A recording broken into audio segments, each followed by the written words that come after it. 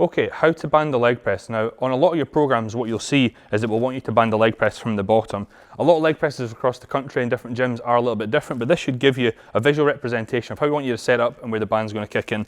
So all we've done, like you've seen from the other tutorials, is taken 2 green bands and attach them with a clip.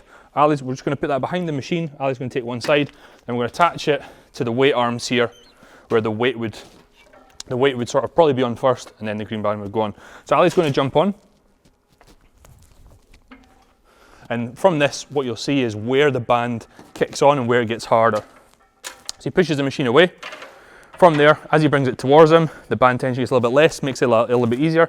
Then as he pushes upward, as he gets into that mid-strong range, you can see how much those bands are pulling down. We're going to just get into one more. Comes down, band tension a little bit less, where it's easier. Push back up, boom. Rack it for me, please, Ali. Now what you'll see is if you perhaps leg press is a bit different, what you can utilise is a daisy chain and another clip, just to give you a little bit more space here if this leg press isn't quite like the one you've got. So there you have it, how to band the leg press.